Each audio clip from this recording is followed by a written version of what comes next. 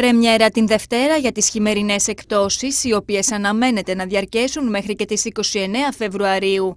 Οι έμποροι ευελπιστούν να αυξηθεί ο τζίρος τους στην εκπτωτική περίοδο. Ευελπιστούμε να υπάρξει κάποια κίνηση στην αγορά, γιατί από σήμερα να ξέρετε ότι τα ρούχα αξίζουν κάποιος να ψωνίσει, γιατί οι τιμές είναι όντως πολύ πιο χαμηλές. Περιμένουμε, είμαστε αισιόδοξοι, μακάρι να έχουμε την προσέλευση που περιμένουμε. Όλα καλά πιστεύω θα πάνε. Στόχος για τον τζίρο των επιχειρήσεων το δίμηνο Ιανουαρίου-Φεβρουαρίου είναι να ξεπεράσει τα 6 δισεκατομμύρια ευρώ που καταγράφηκαν το πρώτο δίμηνο του 2023. Να προσέχουν τις τιμές. Και καλό είναι να είχαν δει τις τιμές πριν στη βιτρίνα, να συγκρίνουν και να δουν τις τωρινές τιμές. Αυτό για μένα είναι το πιο βασικό να κάνει ο καταναλωτής, να κοιτάει τις τιμές. Γιορτές καλά ήταν, ικανοποιημένοι είμαστε.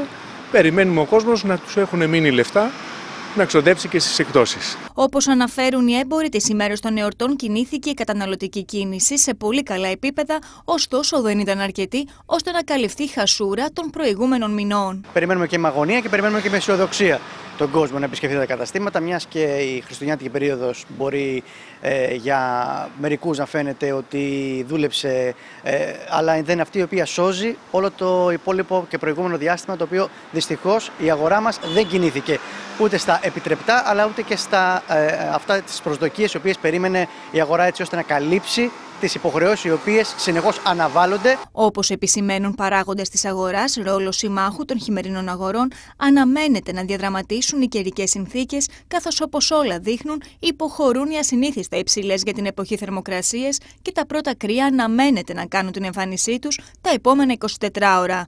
Το γεγονός αυτό καθιστά σχεδόν επιτακτική ανάγκη την αγορά χειμερινής ένδυσης και υπόδυσης. Θέλω να ευελπιστώ ότι θα είναι καλές οι εκπτώσεις φέτος το χειμώνα. Από ό,τι βλέπω, από ό,τι ακούω, περιμένουμε να βάλει και κρύα που λέμε, γιατί γενικότερα χειμώνα δεν είχαμε αρχές του 23.